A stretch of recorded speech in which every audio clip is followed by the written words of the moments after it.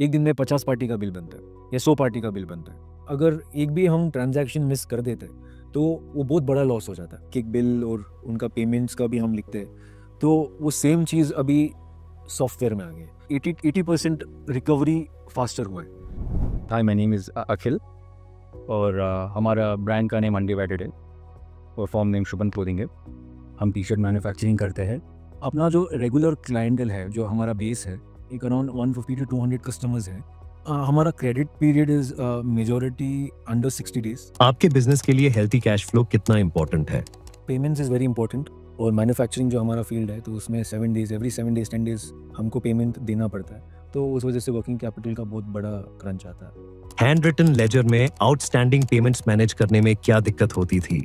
पहले जो हमारा ट्रेडिशनली हम यूज़ करते थे रजिस्टर्स एंड वो लेजर बुक मेंटेन करना, तो वो बहुत मुश्किल रहता बिकॉज एक एक चीज़ हमको मैन्युअली वापस कंपनी नेम, उनका जीएसटी नंबर, उनका सेल्स, वापस उनका पेमेंट्स भी उसी में लिखना, एंड उसका कोई बैकअप भी नहीं रहता है। और ऐसा नहीं है कि एक दिन में एक ही पार्टी का बिल बनता है, एक दिन में 50 पार्टी का बिल बनता है या 100 पार्टी का बिल बनता है। और अगर एक भी हम ट्रांजैक्शन मिस कर देते हैं तो वो बहुत बड़ा लॉस हो जाता है। इन प्रॉब्लम्स का आपके कैश फ्लो पे क्या असर पड़ा? जैसे कि हमारा payment terms used to be 30 to 45 days, maximum 60 days तक जाता था, बट उसमें पेमेंट रिकवरी करना बहुत मुश्किल था, तो वो 120 डेज तक भी पेमेंट चला जाता था। तो जो हमारा लेजर बुक्स रहता है, जिधर हम एक एक पार्टी का लेजर, उसका उनका जीएसटी नंबर, उनका ये सब लिखते, नंबर सब लिखते, और उनका एक एक बिल और उनका पेमेंट्स का भी हम लिखते, तो वो सेम चीज़ अभी सॉफ्टवेयर में आ गया। और सॉफ्टवेयर में आने के बाद वो बहुत ज़्यादा ईजी हो गया। उसमें मतलब कुछ भी मिस करना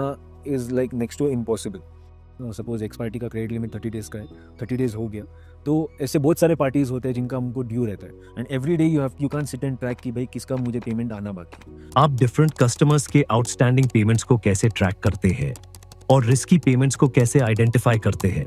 बुक में एक फीचर भी आता है कि एजिंग रिपोर्ट, तो उस हिसाब से हम पार्टीज को, मतलब पार्टी का हम पेमेंट्स देख सकते हैं, जैसे 15 to 30 डेज, 30 to 45 डेज और 45 डेज प्लस।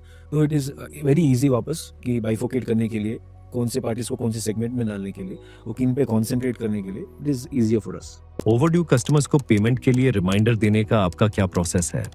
तो बिल बुक में वो रिमाइंडर्स हम सेट कर सकते हैं। जब हम पार्टीज में जाते हैं और उधर हम उनका क्रेडिट पीरियड लिखते हैं, तो उधर सेट एज रिमाइंडर का भी ऑप्शन रहता है, तो वो हम अगर वो स्विच ऑन कर देते हैं तो जब 30 डेज हो जाता है तब ऑटोमेटिकली हमको फ़ोन में नोटिफिकेशन आ जाता है कि XYZ पार्टी का पेमेंट पेंडिंग है, तो हमें भी एक आइडिया रहता है कि ठीक है, हमको इनसे पेमेंट लेना है। माई बिल बुक यूज करने के बाद आपका ओवरऑल अकाउंट्स रिसीवेबल प्रोसेस कितना इंप्रूव हुआ है? मैंने यूज़ किया हुआ है दूसरे software, no doubt they are also good, but ये लेमन टर्म्स के लिए कोई भी, मतलब आई डोंट हैव टू एक कोई स्पेशल अकाउंटेंट का भी रखने का मुझे ज़रूरत नहीं है कि जिसको भाई खाली वो पर्टिकुलर सॉफ्टवेयर आए। सिंपल है, मतलब कोई भी नॉर्मल ग्रेजुएट भी वो यूज़ कर सकता है। पहले अगर 90 to 120 डेज में होता था, अभी 30 to 45 डेज के रेंज में आराम से वापस हो जाता है। तो मतलब 80% रिकवरी फास्टर हुआ है। मुझे फॉलोअप ज़्यादा करना ही नहीं पड़ता है, सॉफ्टवेयर ही मेरे लिए पूरा फॉलोअप कर लेता है।